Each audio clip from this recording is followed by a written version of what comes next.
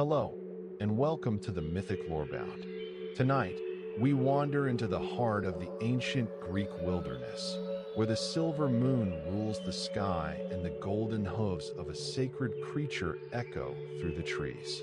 Our journey follows the legend of Artemis and the Cairnian hind, a tale of patience, divine protection, and the silent beauty of the untamed world. Lay back, clear your mind, and let the moonlight guide you into sleep. In the time before time had learned to count itself, when the world was still young and the gods walked between the shadows of oak and cypress, there existed a place untouched by the ambitions of mortal men. This was Arcadia, a name that even now carries the weight of forgotten dreams, of valleys where mist gathered like the breath of sleeping giants, of mountains whose peaks pierced the belly of the sky itself. The forests here were not merely collections of trees. No, they were living cathedrals, their canopies woven so thick that sunlight had to negotiate its passage, filtering down in golden threads that hung in the air like divine needlework. Each beam of light carried particles of ancient pollen, dust from stones that had witnessed the birth of gods, fragments of leaves that had fallen 1,000 seasons past. These motes drifted slowly, so slowly, turning in the still air as if performing some sacred dance known only to the wilderness itself. Beneath the towering presence of the pines, those ancient sentinels with bark like dragon scales, rough and layered with the accumulated memory of centuries, the forest floor spread out in an endless carpet of possibility. Here, the earth was soft, yielding, composed of decomposed needles that had fallen like bronze rain year after year, century after century, building up layers of fragrant mulch that released their perfume with each footfall, each disturbance of the air. The scent was intoxicating in its complexity. There was the sharp, clean aroma of pine resin, sticky and bright, mingling with the deeper, earthier notes of decay, not death, but transformation, the endless cycle of life returning to soil, feeding the roots of giants, nourishing the delicate ferns that unfurled their fronds in the shadows like the fingers of dreaming gods reaching upward toward any scrap of light they might capture. And the ferns, oh, the ferns. They grew in such profusion that to walk among them was to wade through a sea of green silk. Each frond was a masterpiece of mathematical precision, every leaflet perfectly positioned along the central stem in patterns that spoke of some universal geometry, some fundamental truth written in chlorophyll and cellulose. In the early morning, when the mist still clung to the low places, each fern leaf bore its burden of dew. These droplets were not simple water. They were tiny universes, each one a perfect sphere that captured and bent the light passing through it, creating miniature lenses that refracted the world into impossible colors. A single drop of dew on a fern leaf might contain within its curved surface the entire spectrum of dawn, violet and indigo shadows where the droplet's edge met the leaf, bleeding into blues and greens in the middle distances, culminating in a brilliant point of white light at the apex where the sun's rays focused with laser precision. If you were to lower yourself slowly, and you must move slowly here, for this place demands reverence, demands the kind of careful attention we have forgotten how to give. If you were to bring your face close to one of these jeweled leaves, you would see the world reflected there. Inverted, miniaturized, transformed. The towering trees become small enough to cradle in your imagination. The vast sky compresses into a dome no larger than a child's marble. And if you looked very carefully, if your eyes were sharp enough and your heart quiet enough, you might see the reflection of something else moving through that tiny curved world. Something graceful and impossible. Something golden. But we move too quickly. We must slow down. We must let the forest teach us its rhythm. The light changes here by the hour, by the minute, by the second. In the moment before dawn, when the world exists in that liminal space between darkness and illumination, the forest is a study in shades of gray. The trees are charcoal sketches against a slate sky. The undergrowth is a murky ocean of shadow and suggestion. There is no color yet, only form, only the geometry of branch and trunk, the negative space between leaves, the texture of bark rendered in subtle gradations from black to ash to pearl.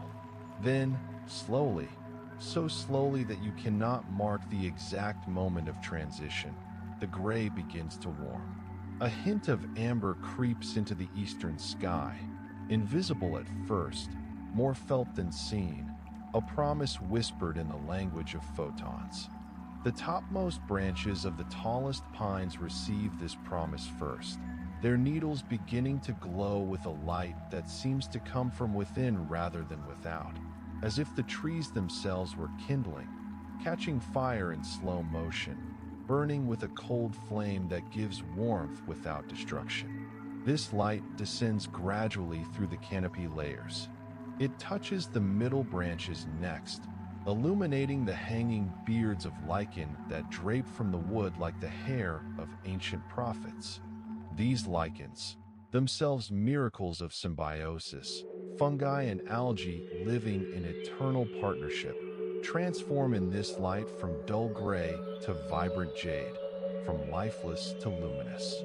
They glow softly, these living curtains, swaying in breezes so gentle they barely qualify as movement, more a suggestion of movement, a memory of wind.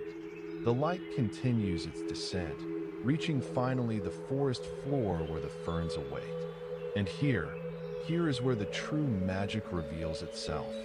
For the ferns are still heavy with dew, and as the first rays of true sunlight strike these water droplets, the entire forest floor erupts into a galaxy of tiny stars. Each drop becomes a prism, scattering light in every direction, creating halos and rainbows and sparkles that defy description. The green fronds seem to float in a mist of golden light, each one outlined in brilliance, each one celebrating the arrival of day with silent, patient joy. Deeper still in this primordial forest, beyond the regions where even the bravest shepherds dared to venture, beyond the familiar paths and the known clearings, there existed places that belonged wholly to the divine. These were the sacred groves, the sanctuary spaces claimed by gods and goddesses as their own, marked by signs both subtle and overwhelming. Trees that grew in perfect circles, springs that bubbled up from the earth with water so clear it seemed less a liquid than a distillation of transparency itself, stones arranged in patterns that no natural force could explain.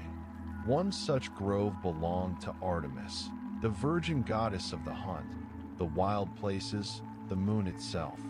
Her sanctuary was hidden in a valley so remote that to reach it one would have to travel for many days through terrain that actively resisted human passage, through thorn bushes that seemed to move deliberately into one's path, across streams that ran deeper and colder than reason would suggest, past rock formations that loomed like frozen giants warning trespassers to turn back. But if one persisted, if one's heart was pure and one's purpose aligned with the goddess's will, the forest would eventually relent. The thorns would part. The streams would reveal their crossing stones. The rocks would seem less threatening, almost welcoming. And then, quite suddenly, one would emerge into the grove. The space was circular, perhaps 200 paces across, ringed entirely by ancient oaks whose trunks were so massive that 5 men could not link hands around their circumference. These oaks had been old when the first humans had learned to make fire. They had been saplings when the Titans still ruled. Their roots went down into the earth, so deep that they touched the very bones of the world, drawing up nutrients from stone itself, from the compressed memories of ages past. Their branches spread overhead in an interlocking canopy, so perfectly formed that it seemed designed by some divine architect. Through this canopy, the moonlight fell in carefully measured portions. For this was a grove of the moon goddess, and while the sun was permitted to visit during the day, it was the moon that held dominion here, the moon that truly brought this place to life. At night, And it is night we must imagine now, the deepest part of night, when the moon hangs full and heavy in the sky like a silver coin tossed by the gods. The grove transforms into something beyond mortal comprehension. The moonlight that filters through the oak branches falls in shafts of pure argent luminescence, creating pillars of light that seem solid enough to touch, to lean against, to climb like ladders into the heavens themselves. These pillars of moonlight illuminate a carpet of night-blooming flowers that grow nowhere else in all the world.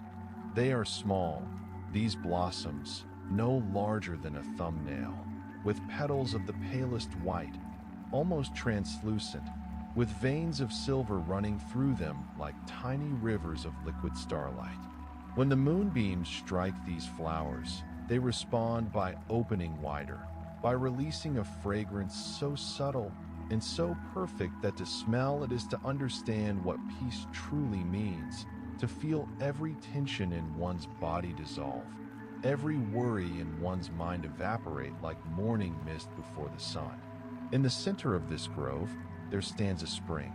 The water emerges from a crack in a stone altar, old beyond old, carved with symbols that predate written language, worn smooth by countless centuries of rain and wind and the gentle touch of divine hands. The water that flows from this spring is sacred, blessed by Artemis herself, imbued with properties that transcend the merely physical. It emerges slowly, this water, without sound, without splash or gurgle. It simply appears, welling up from the darkness below, clear as air, cold as starlight. It pools briefly in a shallow depression in the altar stone, a basin no larger than a human hand, and then spills over the edge in a thin sheet, falling perhaps the height of a man's knee onto the moss-covered ground below. The moss here is unlike any other moss in the forest. It is thick, luxurious, impossibly soft, a cushion fit for gods. Its color shifts depending on the angle of the moonlight, sometimes appearing deep emerald, sometimes pale sage, sometimes a silvery green that seems to glow with its own inner light. The water from the spring spreads through this moss slowly, feeding it, nourishing it, keeping it perpetually fresh and vibrant. From this moss-covered ground, the water continues its journey, gathering into a small rivulet no wider than a finger, trickling between small stones, creating the softest music imaginable. Not quite sound, more a feeling transmitted through the air, a vibration sensed more by the bones than the ears. This rivulet winds its way through the grove, disappearing eventually into the roots of the great oaks, returning to the earth from which it came, completing its circle, honoring the eternal cycle of emergence and return that governs all things. And it was here, in this grove, on a night when the moon hung so full and bright that shadows seemed to have substance and weight, that Artemis performed one of her greatest acts of creation. The goddess herself appeared first as a sensation, a change in the air pressure, a sudden awareness that the grove was no longer empty, that a presence had arrived, vast and ancient and undeniable. Then the moonlight itself seemed to concentrate, to gather and pool in one spot near the spring, growing brighter and brighter until it became almost unbearable to look at directly. From this concentrated luminescence, a form emerged. Artemis, tall and wild, her hair unbound and flowing like a river of midnight silk, her eyes reflecting the moon so perfectly that they seemed to be twin moons themselves, her skin luminous, her presence filling the grove with power that made the very air hum with potential energy. She wore a simple chiton of silver fabric that rippled like water, that seemed to be woven from moonbeams themselves. At her shoulder hung a quiver of arrows, each one perfectly straight, perfectly balanced, each one capable of finding its target across impossible distances, guided by the goddess's infallible will. In her hand, she carried a bough of yew wood, dark and smooth, strung with a cord made from the sinew of creatures that no longer walked the earth. But she did not come to hunt this night. She came to create. She moved to the spring and knelt before it with a grace that made the simple action seem like a prayer, like an invocation. Her fingers, long and perfect, neither delicate nor rough, but strong in the way that wild things are strong, dipped into the sacred water. The liquid clung to her skin, running in rivulets down her palm, dripping from her fingertips back into the pool below, each drop creating perfect circles that expanded outward and outward until they reached the stone edges and disappeared. She began to speak then, in a language that was not quite Greek, not quite any human tongue, but something older, more fundamental. The language that rivers speak to stones, that wind speaks to leaves, that starlight speaks to the deep earth. The words were impossible to understand, yet they carried meaning nonetheless, vibrating through the grove, resonating in the wood of the oaks, in the petals of the night flowers, in the very soil itself.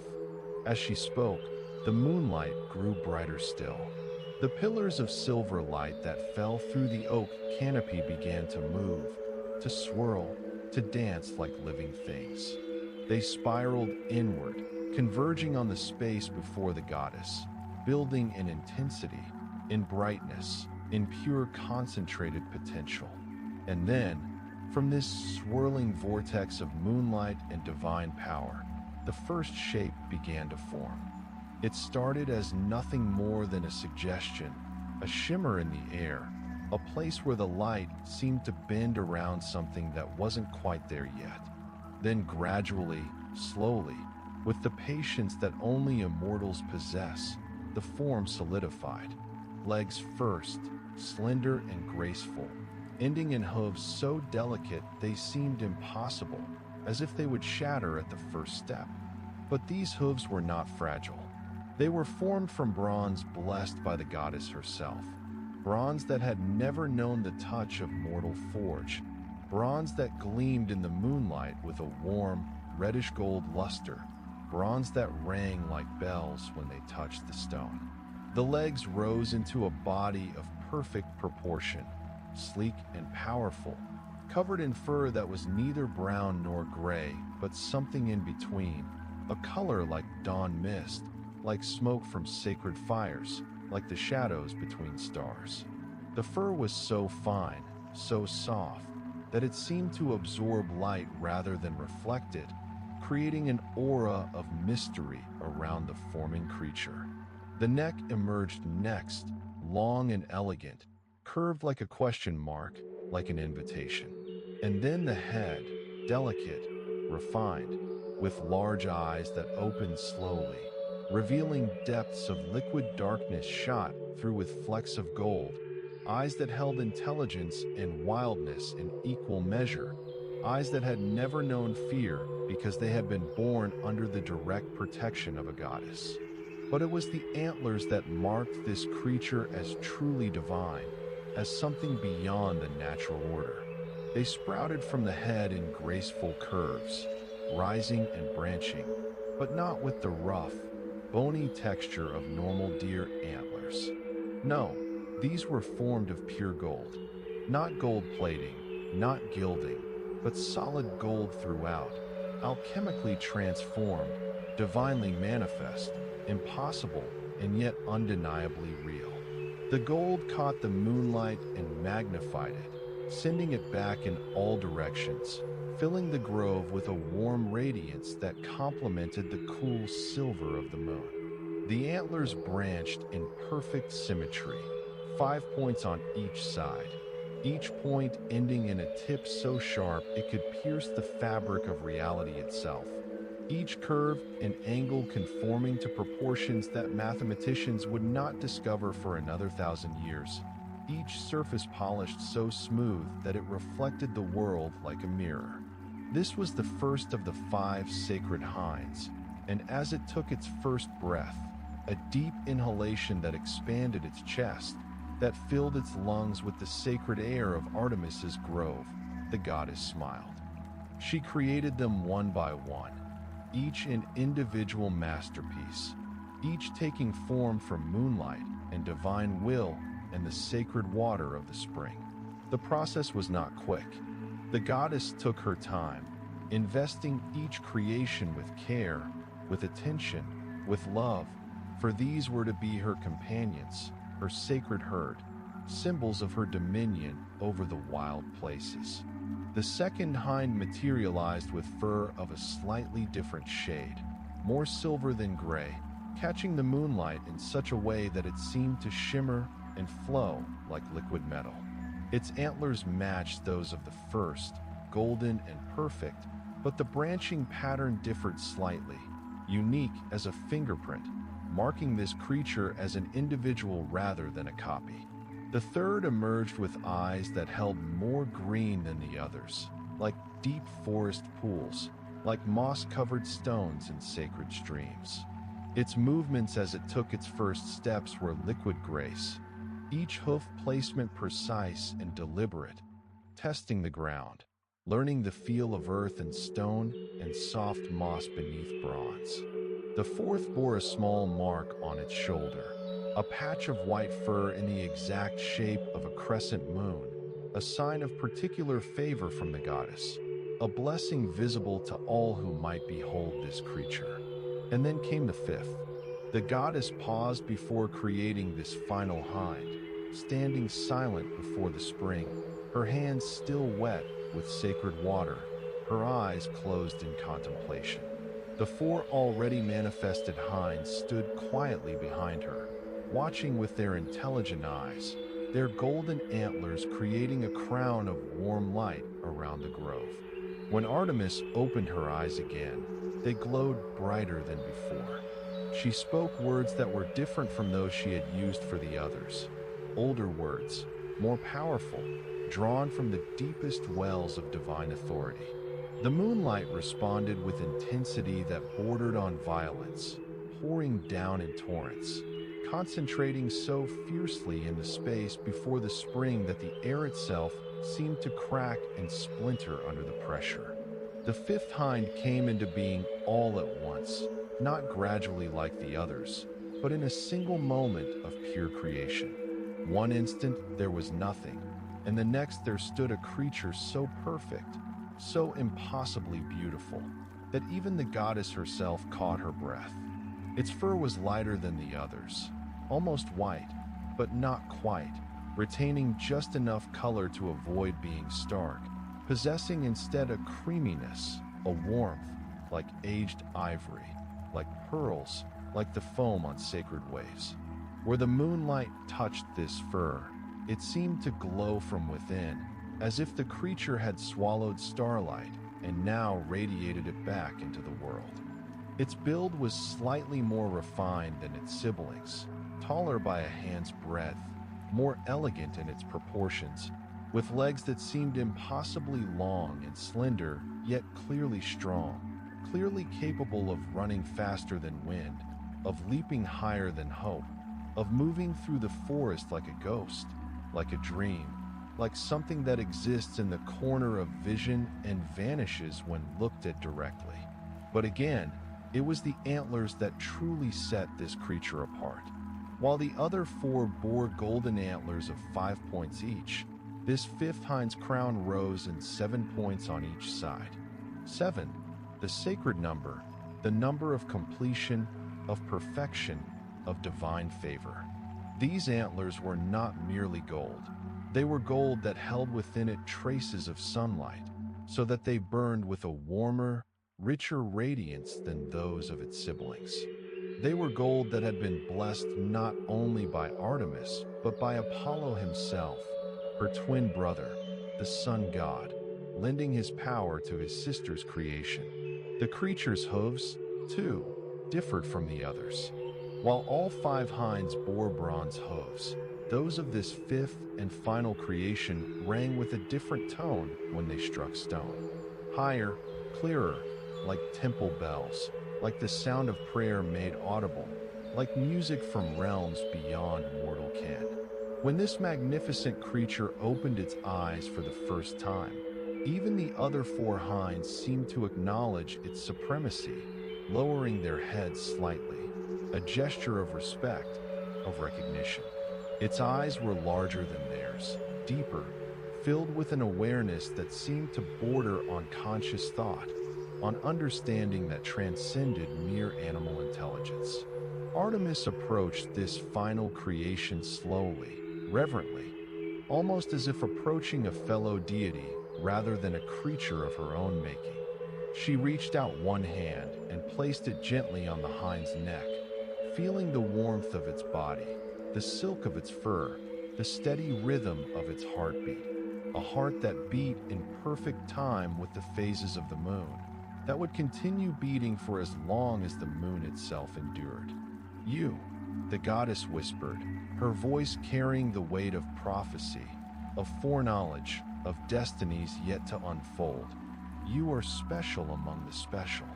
You are blessed among the blessed. You will run faster than your siblings. You will live longer. You will carry upon your back the mark of both moon and sun, of both my power and my brothers. But with this blessing comes a price, little one. Your path will not be easy. Your life will not be simple. You will be sought. You will be chased. You will know hardship that your sisters will never face." The hind regarded the goddess with those impossibly deep eyes, showing no fear, only acceptance, only trust. But Artemis continued, her hand still resting on the creature's neck, feeling each breath, each subtle shift of muscle beneath skin. "You will never be alone. My protection follows you wherever you run. My love sustains you through every trial. And in the end, when all is accomplished, when all tests are passed, you will return here, to this grove, to this spring, to stand once more in the moonlight with your sisters, and you will rest. This I promise you." The goddess lowered her forehead to touch the hind's forehead, and in that moment of contact, a visible pulse of silver-gold light radiated outward from them both, washing over the entire grove, causing the night flowers to bloom even more fully, causing the sacred spring to bubble up more vigorously, causing the ancient oaks to sway though no wind blew. When Artemis stepped back, the five sacred hinds stood together in the center of the grove, their golden antlers creating a constellation of warm light, their bronze hooves planted firmly on the moss-covered earth, their eyes reflecting the moon, their bodies radiating an aura of sanctity so powerful that any mortal who might have witnessed this scene would have fallen to their knees in wordless awe. The first days of freedom. For a time, and time moves differently in sacred places, stretching and compressing according to rules known only to gods, and to those creatures blessed enough to exist partially outside its normal flow. The five hinds remained in Artemis's grove, learning what it meant to exist, to move, to be. They drank from the sacred spring, lowering their elegant heads to lap at the clear water with tongues as pink as rose petals, as soft as morning clouds. The water nourished them not just physically but spiritually, filling them with energy drawn from the deep earth, from the moon above, from the invisible currents of divine power that flowed through the grove like underground rivers. They grazed on the special grasses that grew at the grove's edges, grasses that were greener than any found in the mortal world, sweeter, more nourishing, imbued with properties that made those who ate them stronger, faster, more resistant to harm. These grasses never yellowed, never died, renewing themselves perpetually through the same divine mechanisms that had created the hinds themselves. Artemis visited them often, appearing sometimes at dawn, sometimes at dusk, but most frequently at midnight when the moon reached its zenith and poured its fullest power down upon the grove. She would sit on the ancient altar stone, her bow and quiver set aside, and simply watch her creations move through their sanctuary, appreciating their grace, their beauty, the perfection with which they embodied her vision of wildness and purity combined. Sometimes she would call them to her, and they would come, clustering around the stone, pressing their soft muzzles against her hands, accepting her affection with the trust of creatures who have never known cruelty, who have never had reason to fear. She would run her fingers through their fur, tracing the patterns of their individual colorations, noting the subtle differences between them, learning their personalities as they emerged and developed. The first hind proved to be bold, confident, always the first to investigate new scents, new sounds, new changes in the grove. The second was more cautious, more thoughtful, preferring to observe before acting, to consider before committing. The third loved water above all else, spending long hours standing in the shallow stream that wound through the grove, watching the play of light on its surface, the movement of tiny fish and insects. The fourth was playful, given to sudden leaps and bounds, to racing in circles around the others, to testing the limits of what its divine body could accomplish. And the fifth, the magnificent hind with the 7-pointed golden antlers and the bronze hooves that rang like temple bells. This one was contemplative, almost philosophical in its demeanor. It would stand for hours in perfect stillness, positioned so that the moonlight fell directly upon its golden antlers, creating rainbows that danced across the grove like living things. Its gaze would fix on distant points, on the stars visible through gaps in the oak canopy, on the moon itself, as if it were communing with celestial forces, receiving messages from beyond the mortal sphere. The goddess noticed this quality in her fifth creation and was pleased. This one, she knew, would need that contemplative strength, that ability to exist peacefully within its own mind, for the trials ahead would be long and difficult, requiring patience beyond what any mortal creature possessed. Months passed, or perhaps years. Again, time and sacred places refuses to conform to mortal measurement. The 5 hinds grew from their initial awakening into full maturity, though they would never age beyond this point, fixed forever in the perfection of their prime. Their golden antlers grew no longer. Their bronze hooves required no trimming. Their lustrous fur never dulled or thinned. They were eternal, or as close to eternal as non-divine creatures could be, sustained by the goddess's power, by their sacred natures, by the very laws that governed their existence. But even in paradise, even in the perfect sanctuary of a goddess's grove, there eventually comes a call to something beyond. The wild places outside the grove began to exert their pull. The forest that stretched for hundreds of miles in every direction whispered its invitation on the wind that occasionally found its way through the protective circle of ancient oaks. The scent of distant meadows, of mountain streams, of valleys where the morning mist gathered thick as wool.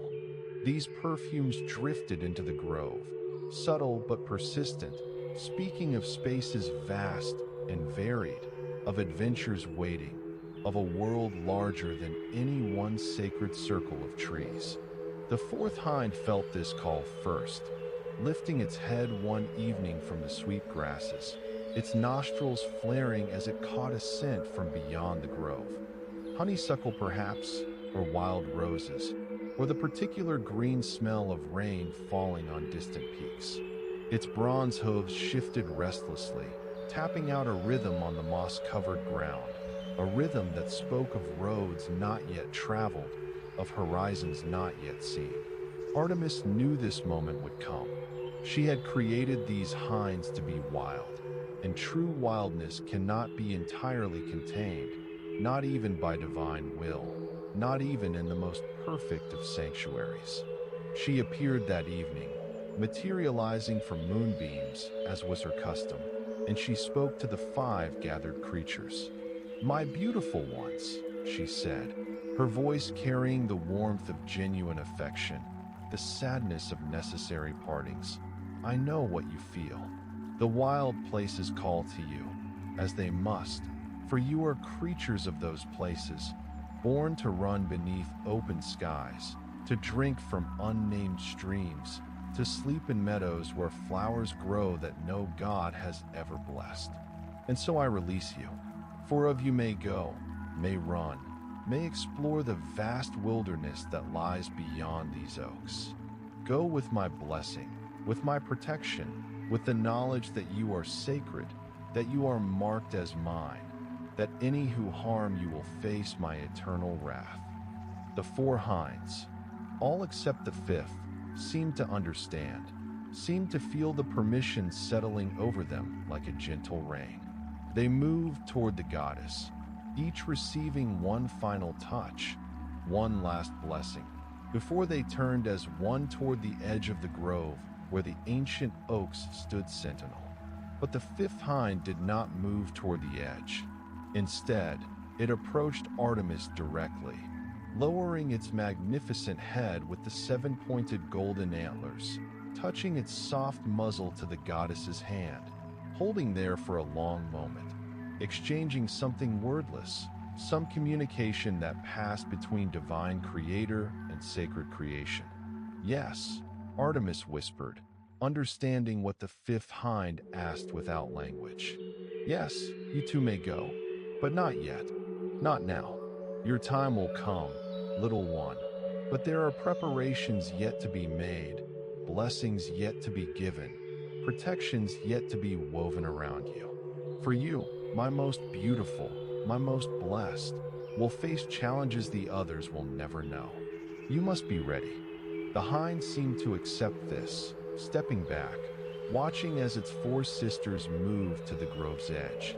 They paused there, looking back one final time at the sacred spring, at the night-blooming flowers, at the goddess who had given them life and form and purpose.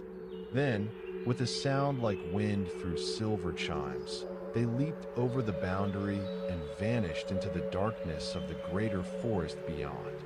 Artemis and the 5th hind stood alone in the grove now, the moonlight falling around them in silence, the night flowers releasing their subtle perfume, the sacred spring continuing its eternal bubbling forth, its endless cycle of emergence and return.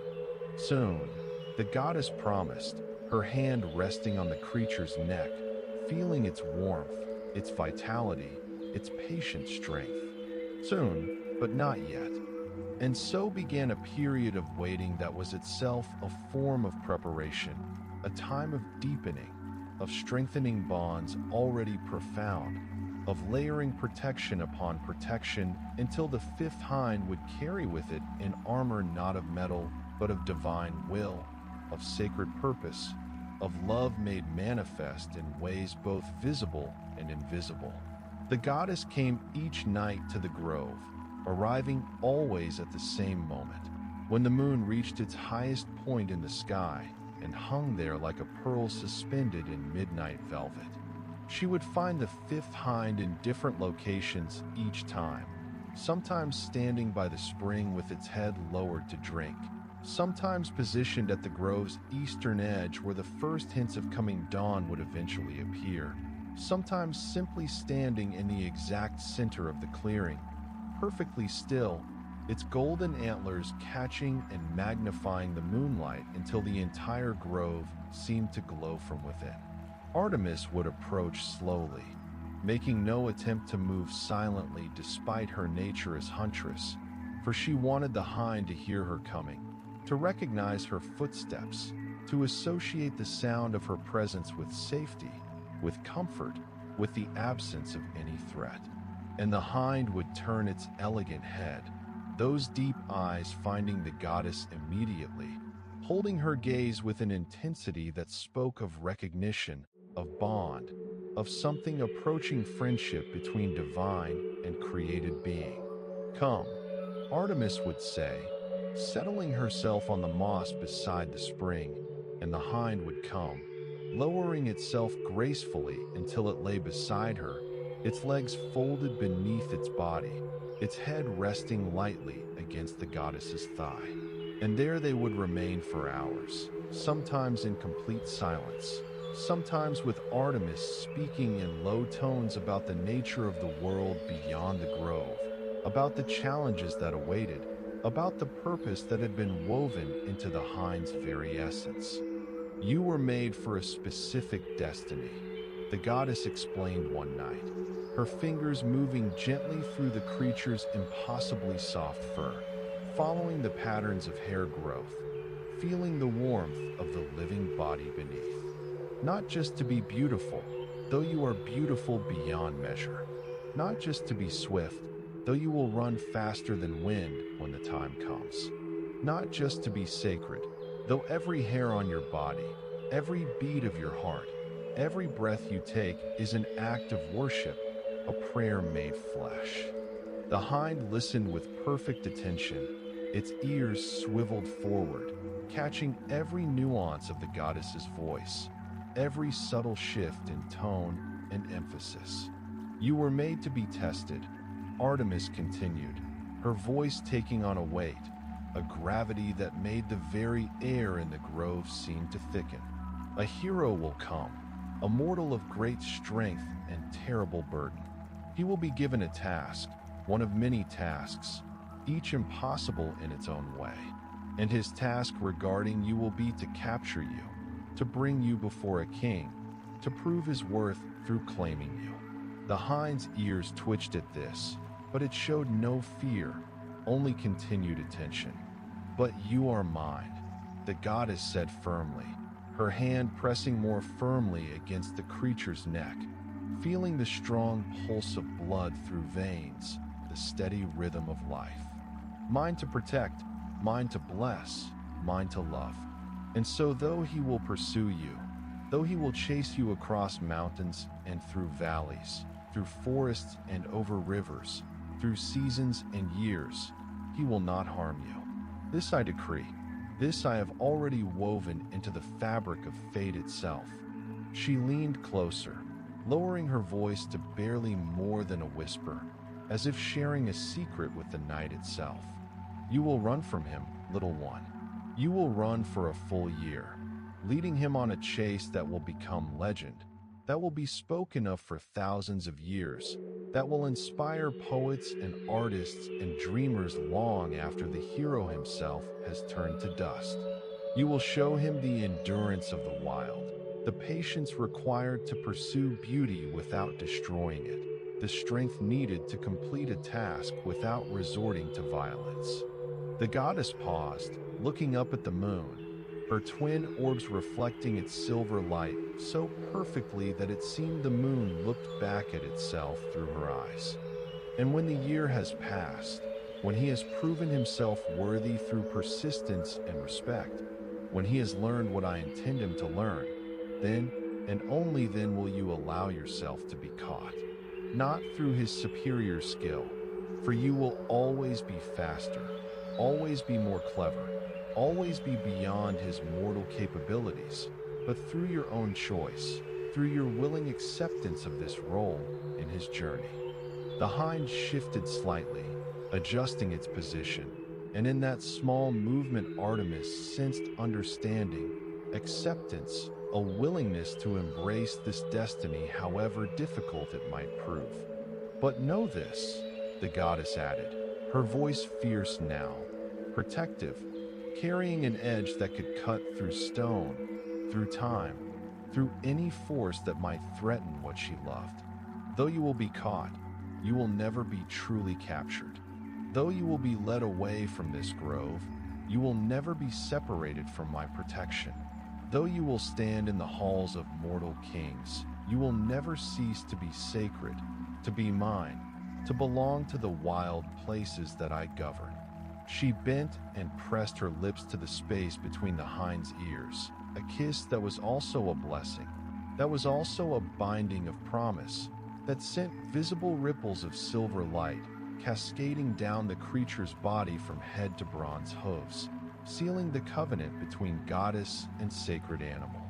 And when all is finished, when the hero has completed his task and you have played your part, you will return here, to this grove, to this spring, to this moss beneath the ancient oaks. And you will rest, and you will run with your sisters again, and you will never again be asked to leave unless it is your own desire to do so. The night deepened around them. The stars wheeled slowly overhead, their light filtering through the oak canopy in threads of silver and gold. The spring continued its eternal bubbling, its soft music the only sound besides the gentle breathing of goddess and hind, the rustle of leaves in breezes so subtle they barely qualified as movement. Time passed in that strange way it has in sacred spaces, where minutes might be hours and hours might be heartbeats, where the usual markers of temporal progression lose their meaning and are replaced by something more fundamental. The rhythm of breath, the cycle of moon phases, the slow turning of seasons felt in the blood and bone rather than measured by any human calendar. The goddess came each night, and each night she wove new protections around her chosen creation. She sang songs in the language of creation itself, songs that had no words but only sound, only vibration, only power. These songs wrapped around the hind like invisible armor, settling into its very essence, becoming part of its nature rather than something added to it. She called upon her brother Apollo, and he came riding the first rays of dawn, his golden chariot pulled by horses that breathed light, their hooves striking sparks from the air itself. The sun god looked upon his sister's creation and smiled, recognizing the touch of his own blessing already present in those magnificent seven-pointed antlers that glowed with warmth as well as light. "Sister," he said, his voice carrying the brightness of midday even in this dawn-lit grove, "you have made something beautiful, something worthy of protection beyond the usual bounds. What would you have me do?" Artemis rose from where she sat beside the spring, her silver presence a perfect counterpoint to his golden radiance, moon and sun standing together in the liminal space of dawn, two halves of the divine whole. "Give her your speed," Artemis requested, gesturing to the fifth hind who stood nearby, watching the exchange with those impossibly deep eyes. "My swiftness she already possesses, for she is born of moonlight and the wild wind. But add to it your solar fire, your ability to cross the sky from horizon to horizon, your power to outpace even time itself when necessary." Apollo approached the hind slowly, respectfully, recognizing that though this was his sister's creation, it was still a sacred being deserving of careful treatment. He extended one hand, palm open, and the hind stepped forward to meet him, touching its soft muzzle to his golden skin. Light flared between them, brilliant, warm, blinding to any mortal who might have witnessed it. The hind's coat seemed to catch fire, burning with inner radiance that did not consume, that did not harm, but only transformed. When the light faded, the creature's fur held within it a new quality, a subtle warmth beneath its cool ivory coloring, a hint of gold threaded through the white, visible only in certain lights, only at certain angles. "It is done," Apollo declared, stepping back.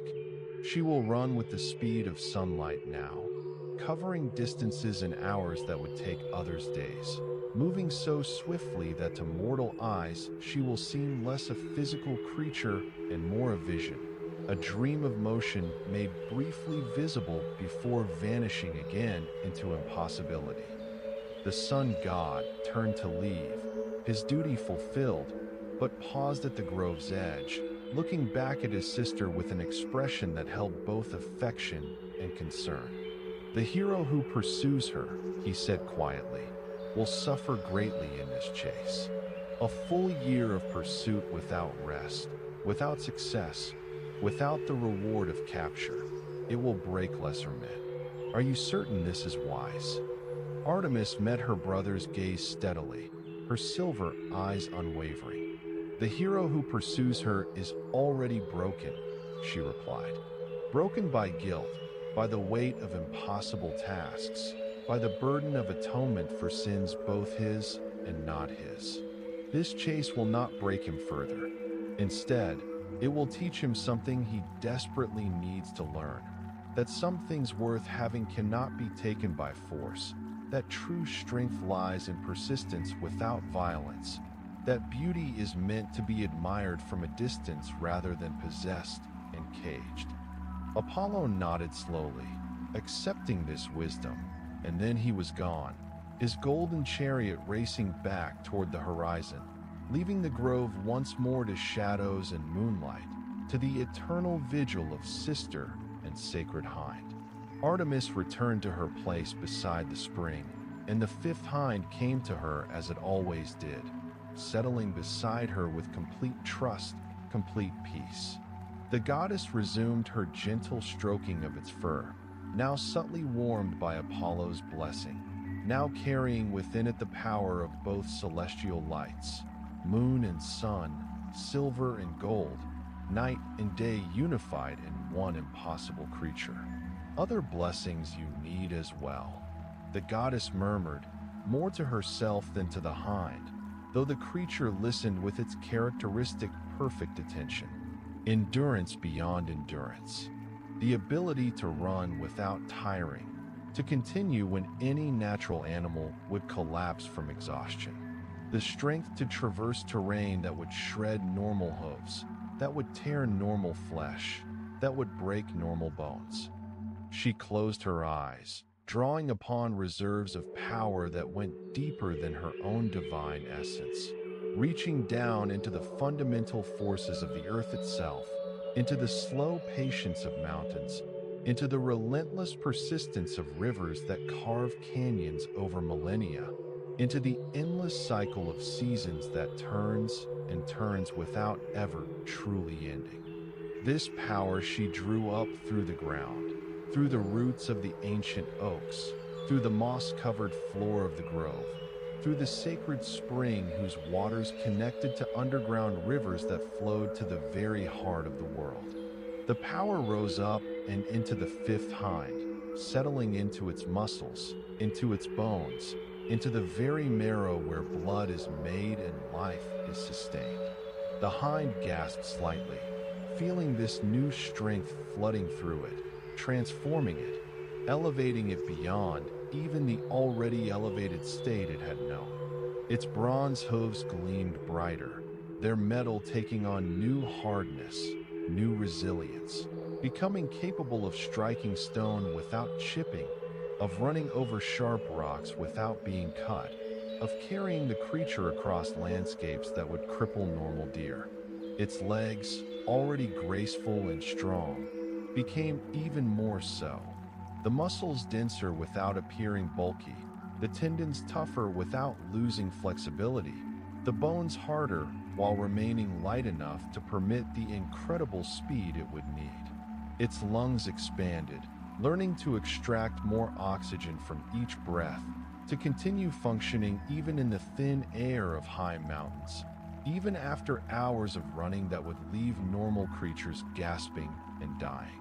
Its heart, that organ that beat in rhythm with the moon itself, grew stronger, more efficient, capable of pumping blood through this divine body for hours, for days, for the full year it would need to run without rest, without refuge, without pause. "There," Artemis whispered when the transformation was complete, when the last threads of earth power had been woven into the hind's essence. "Now you are ready. Now you can endure what must be endured." But still she did not release the creature to its destiny. Still they remained together in the grove, night after night, as the moon waxed and waned, as the seasons turned slowly outside the timeless bubble of the sanctuary, as preparations continued in ways both subtle and profound. The goddess taught the fifth hind the geography of the world beyond the grove, not through maps or words, but through a kind of divine knowledge sharing. pressing her forehead to the creature's head and letting images flow directly from her immortal mind into the hind's awakening consciousness. The hind saw, really saw, as if it had already run these paths 1,000 times. The mountains of Greece stretching in endless ranges, their peaks sharp against blue skies, their valleys deep and shadowed and filled with forests older than mortal memory. It saw the rivers, cold and clear, rushing down from snow melt, carving their channels through ancient stone, creating pools and rapids and waterfalls that sang with voices only the wild could understand. It saw meadows high in the alpine regions where flowers bloomed in impossible profusion during brief summers, carpeting the ground in colors so vivid they seemed unreal, purple and yellow and pink and white, nodding in mountain breezes, releasing perfumes that mixed with the scent of snow from nearby peaks. It saw olive groves silvering in coastal winds, their gnarled trunks testament to centuries of growth, their leaves flashing green and gray as they turned in the light. It saw caves, deep ones that descended into the earth's darkness, shallow ones that provided shelter from rain and sun, sacred ones where mortals came to leave offerings to gods they could not see but fervently believed in.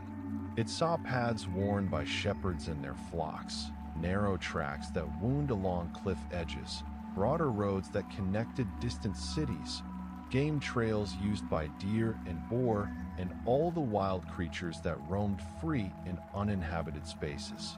The goddess showed the hind places of safety and places of danger, taught it to recognize the scent of humans from great distances, to hear the subtle sounds that indicated pursuit, to feel in the vibrations of the earth the approach of those who might wish it harm.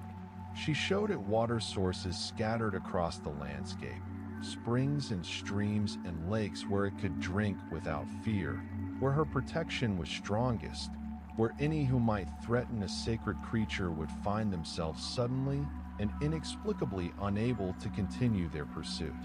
She showed it the cycle of seasons as they would unfold during the year of running, how spring would bring new growth and gentle rains, how summer would warm the high meadows and dry the lower valleys, how autumn would paint the forests in gold and red and orange, how winter would blanket the mountains in snow and make running treacherous but also beautiful, the white landscape reflecting moonlight in ways that would make the hind's golden antlers shine even brighter.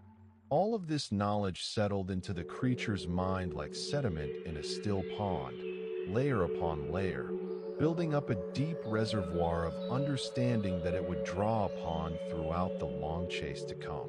The hind accepted this wisdom without question, trusting absolutely in the goddess who had created it, who loved it, who would never give it a burden too heavy to bear. The nights continued to pass, each one bringing new preparations, new blessings, new strengthenings. Artemis called upon the nymphs who served her, the dryads of the oak trees, the naiads of the springs and rivers, the oreads of the mountains, and they came, these lesser divine beings, these spirits of nature who embodied the wild places in all their forms. They brought gifts for the fifth hind, offerings meant to aid it in its coming trial. The dryads brought sap from the oldest trees, thick and golden and sweet, which they fed to the hind from their cupped hands. This sap would protect the creature's body from cold and heat alike, would keep its coat lustrous even through the harshest weather, would help it heal from any small injuries it might sustain during its long flight. The naiads brought water from sacred springs scattered across Greece, each one blessed by different aspects of divine power, each one carrying properties that would aid the hind in different ways. There was water that would strengthen muscles, water that would sharpen senses, water that would calm the mind during moments of stress, water that would refresh the spirit when weariness threatened to overcome even divine endurance.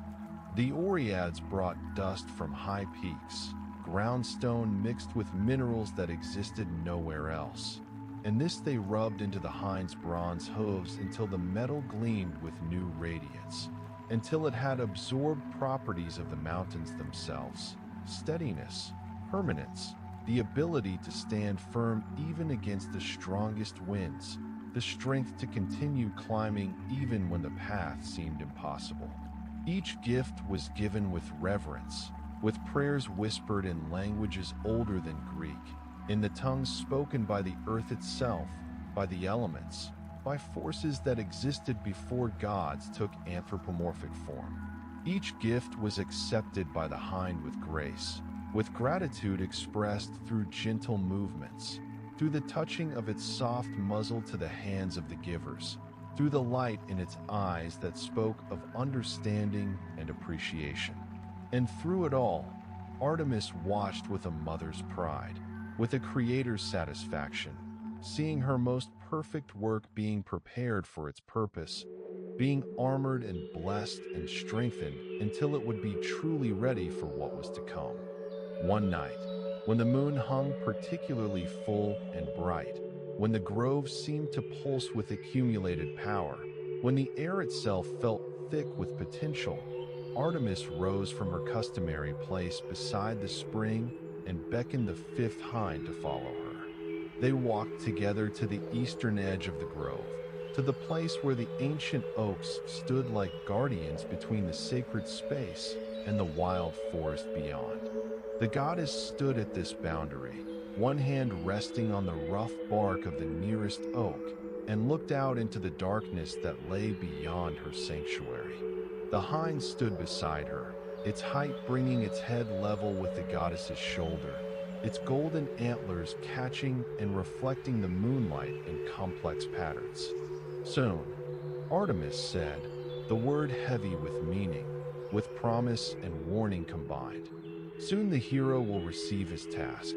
Soon he will be sent to capture you. Soon you will need to run. The hind remains still, listening, ready. When that moment comes, you will feel it. The goddess continued. You will feel a change in the air, a shift in the fabric of destiny itself. It will be like a thread tugging at your heart, pulling you outward, calling you to begin the journey we have prepared you for. She turned to look at the magnificent creature beside her, this being she had made with her own hands, blessed with her own power, infused with her own love. Do not hesitate when you feel that pull, she instructed. Do not question or doubt. Simply begin to run. Run north first, toward the high mountains where snow remains even in summer. Run fast, but not at your fastest. Remember, the chase must last a full year, and if you exhaust the hero too quickly, if you make it too impossibly difficult, the lesson will be lost. The hind's ears swiveled forward, catching every word, every nuance. Let him see you sometimes, Artemis said. Not often, but occasionally. Let him catch glimpses of your golden antlers in the distance. Let him hear the sound of your bronze hooves on stone. Let him find your tracks in soft earth or snow, so that he knows he pursues something real rather than a phantom. The goddess paused, gathering her thoughts, choosing her words with care. He will suffer in this pursuit, she said quietly. He will grow thin from constant running, exhausted from lack of rest, frustrated from endless failure. There will be times when he questions himself, when he considers giving up, when the weight of this task combined with all his other burdens threatens to crush him entirely. She reached out and placed both hands on the hind's neck, holding it firmly but gently, establishing contact that allowed her to pour even more of her essence, her will, her protective love into the creature. In those moments, she said fiercely, you must be especially careful. You must show yourself just enough to rekindle his determination, to remind him why he continues, to give him hope that success is possible even if it remains distant. For if he gives up, if he fails completely, his fate will be terrible. and I would not wish that even upon a mortal who pursues my sacred creature." The hind pressed against the goddess's hands, accepting this instruction, understanding the delicate balance it would need to maintain, running fast enough to make the chase meaningful, but not so fast as to make it hopeless, staying hidden enough to remain uncaptured, but not so hidden as to seem impossible to find. "The seasons will guide you," Artemis continued. "In spring, lead him through valleys full of flowers. Let him see beauty even in his struggle. In summer, take him to high meadows where the air is clear and cool. Give him respite from heat even as you deny him his goal.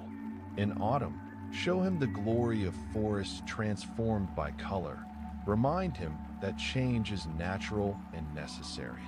In winter, test his resolve with snow and cold, but also show him the stark beauty of the world in its quietest season."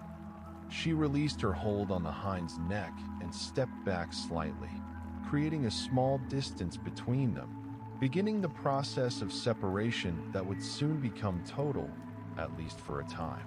And when the year has turned, when spring comes again and the hero has proven himself through persistence, through respect for your sacred nature, through his refusal to resort to violence or trickery even in his desperation, then, my beautiful one, then you will allow yourself to tire. Not truly tire, for you could run forever if needed, but you will slow your pace. You will let him draw closer. You will permit him to feel that success is finally within reach. The goddess's voice grew softer now, almost tender. And when he is close enough, when he has learned what this chase was meant to teach him, you will stumble. Just slightly, just enough. And he will be there to steady you, to catch you before you fall. And in that moment of contact, in that instant when mortal hand touches sacred creature with gentleness rather than force, with care rather than conquest, the capture will be complete. Artemis moved forward again, wrapping her arms around the hind's neck, pressing her face against its soft fur, breathing in its scent. Wild sage and mountain air, moonlight made tangible, purity given form. "But you will never truly be his," she whispered into the creature's ear. "You will walk beside him to the king's hall, yes. You will stand before mortal eyes and be proclaimed as proof of the hero's worth, yes.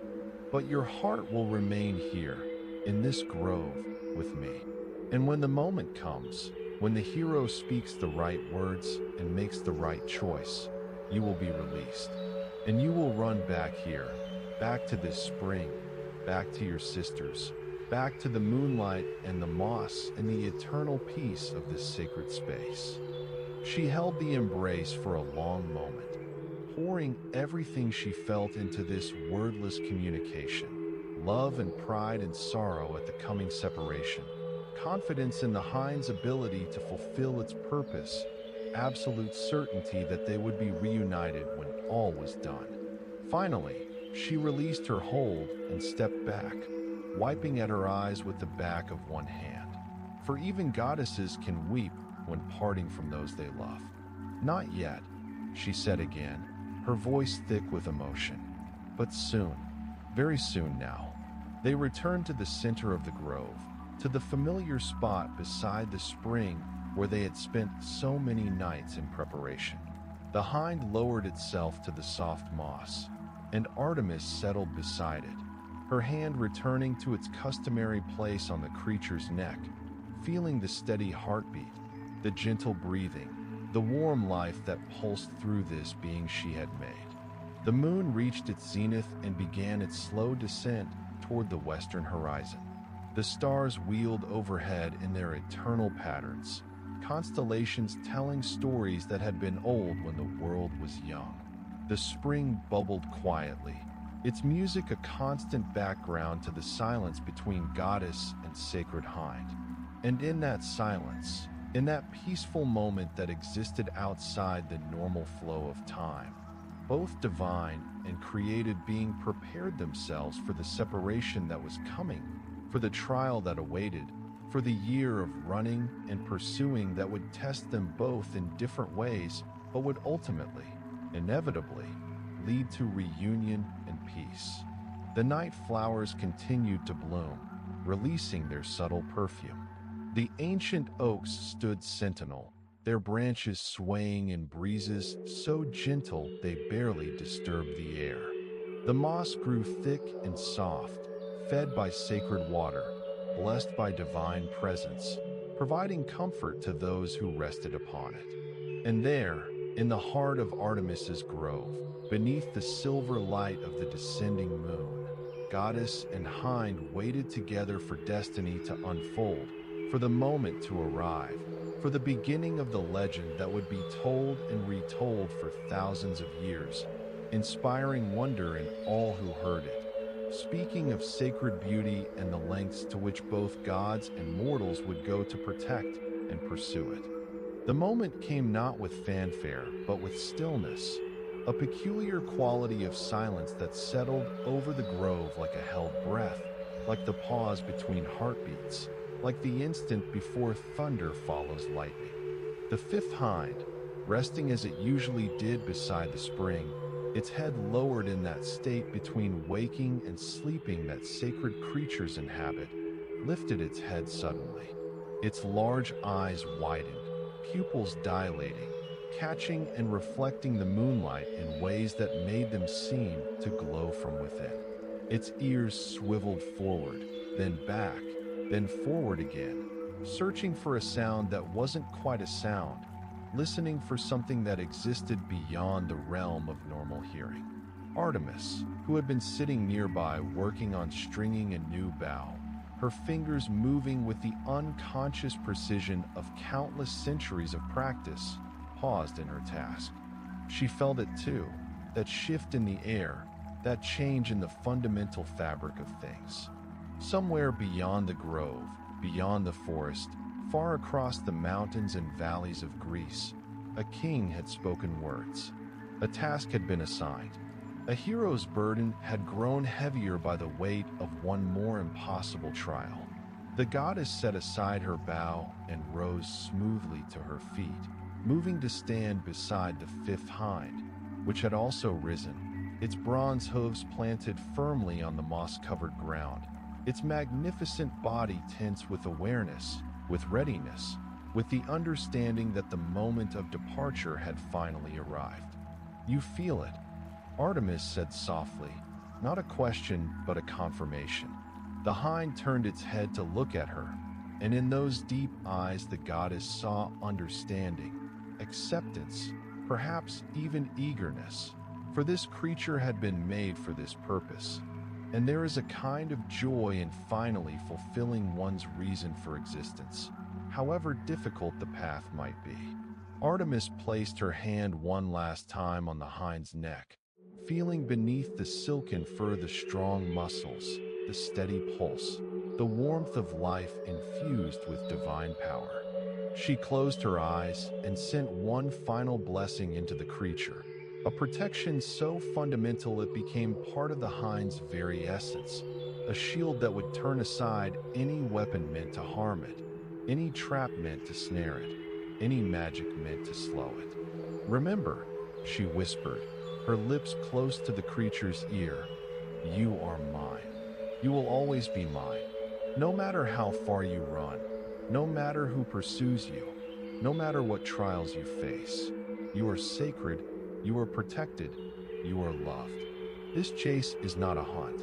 It is a test, a lesson, a transformation. Run well, my beautiful one. Run with all the speed I have given you, all the endurance we have woven into your being, all the divine grace that makes you what you are." She pressed a kiss to the space between the hind's golden antlers, and light flared at the contact, silver moonlight mingling with the warm gold of the antlers, creating a corona of radiance that spread outward in waves, washing over the entire grove, making the night flowers bloom even more fully, making the spring bubble up more vigorously, making the ancient oak sway in blessing. When the light faded, Artemis stepped back, releasing her hold, giving the hind permission to go. The magnificent creature looked at the goddess for a long moment, and in that gaze passed everything that could not be spoken: gratitude and trust, confidence and courage, sorrow at parting, and certainty of return. Then the hind turned toward the eastern edge of the grove, toward the boundary where sacred space met wild forest, toward the beginning of a journey that would span a full year and cover distances that would become the stuff of legend. It began to walk, slowly at first, hooves making soft sounds against the moss, then louder sounds as it reached the firmer earth near the grove's edge.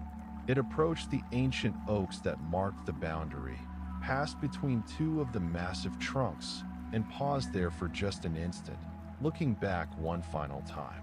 Artemis raised her hand in farewell, her face composed, but her eyes bright with unshed tears, her divine heart full of pride and worry in equal measure. The hind dipped its head once, an acknowledgement, a promise, a goodbye that was not truly goodbye because reunion was already assured, already woven into the fabric of fate itself. And then it leaped forward into the darkness beyond the grove, and it began to run.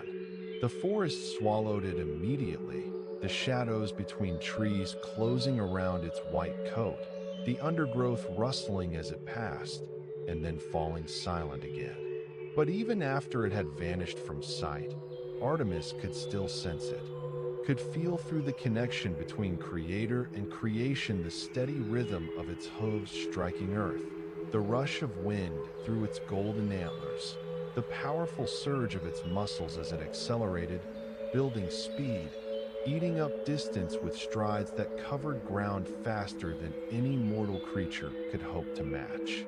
The goddess stood at the grove's edge for a long time, her hands still raised in that farewell gesture, her enhanced senses tracking the hind's progress as it ran north, toward the mountains, toward the high places where snow never fully melted, toward the beginning of a chase that would become one of the great tales of the age. Finally, slowly, she lowered her hand. She turned back toward the center of the grove, toward the spring that bubbled there, toward the space where the hind had rested so many nights during the long period of preparation. The moss there was slightly compressed from the creature's weight, still warm from its body heat. The grass nearby bore the imprint of its bronze hooves. Artemis settled herself on the moss, in the exact spot where the hind had lain, feeling the lingering warmth, the residual presence. She looked up at the moon, her moon, the celestial body that reflected her own essence, and she sent out a prayer, not to any higher power, for she herself was among the highest, but to the universe itself, to fate, to the invisible forces that governed even the gods. Keep her safe, she prayed silently. Guide her hooves sure. Make her swift, but not too swift. Let the hero prove worthy of the chase. And when the year has turned and the lesson has been learned, bring her back to me. The moon, hanging full and bright above the grove, seemed to pulse once in response. An acknowledgement, a promise, a sealing of the covenant between goddess and cosmos. And far to the north, running through forests where no human had walked in generations, the fifth hind moved like liquid light, like a dream of motion given form, its golden antlers catching stray beams of moonlight that penetrated the canopy, its bronze hooves striking stone and earth and root with sounds like distant bells, its heart beating strong and steady, keeping time with the moon that watched over it from above. The chase had begun. In a stone hall far to the south, beneath a roof heavy with the weight of kingship and authority and ancient power, a man stood before a throne and received a command that would reshape the next year of his life into something between quest and torture, between pursuit and meditation, between action and endless, grinding patience. His name was Heracles, though some would later call him Hercules, translating his Greek identity into Latin, into legend, into something both more and less than the mortal man who bore it. He was tall, this hero, taller than most men, with shoulders broad enough to carry the weight of the world itself. And indeed, he would one day do exactly that, holding up the heavens while Atlas retrieved the golden apples of the Hesperides. His body was a map of previous trials, scars from the claws of the Nemean lion whose pelt he now wore as a cloak, the hide impervious to all weapons, a trophy from the first of his labors. Marks from the fangs of the Lernean Hydra, whose many heads he had destroyed with fire after cutting them away, cauterizing the stumps before new heads could grow. Calluses from wielding his massive club, carved from the wood of a sacred olive tree, dense and hard enough to crush stone, to shatter bone, to strike down monsters that no normal weapon could touch. But beneath the physical marks of his trials, there lay deeper wounds, wounds of the spirit, of the mind, of the heart. For Heracles had not chosen this path of labors freely. He performed these impossible tasks as atonement for a terrible crime committed in madness, in a moment when his mind had been stolen by divine curse, when he had raised his hands against those he loved most and had destroyed them. The memory of that crime never left him. It lived behind his eyes, a shadow that darkened even his moments of triumph, a weight that pressed upon his chest even in sleep, a burden heavier than any physical load he might be asked to carry. He performed each labor with grim determination, seeking not glory but redemption, hoping that perhaps, if he completed enough impossible tasks, if he proved himself worthy enough times, the gods might grant him a measure of peace, might lift just slightly the crushing weight of his guilt. Now he stood before King Eurystheus, a small man made large by his throne, a cowardly man made powerful by his position, a petty man made dangerous by his authority over the hero's fate. The king looked down at Heracles with eyes that held both fear and malice, for he knew the hero's strength, but also knew his obligation, knew that Heracles was bound by divine decree to complete whatever tasks were assigned, however cruel or impossible they might be. Your third labor, the king said, his voice thin but carrying in the stone hall, echoing from walls hung with tapestries depicting battles and hunts and ancient glories, will test not your strength but your endurance, not your ability to kill but your capacity to capture without killing, not your power but your patience. Heracles waited, silent, his face impassive despite the dread already building in his chest. He had learned that the worst tasks were often those that sounded simplest, that the impossible was often hidden behind words that seemed straightforward. You will travel north, Eurystheus continued, leaning forward on his throne, relishing his power over the mighty hero, to the sacred lands of Artemis. There, in those wild places, roams a hind, a deer of surpassing beauty, marked by the goddess herself as sacred and inviolate. It is said to have golden antlers and bronze hooves, to run faster than the wind, to be protected by divine will against all harm. The king paused, letting the impossibility of the task sink in. You will capture this hind, he commanded, his voice hardening.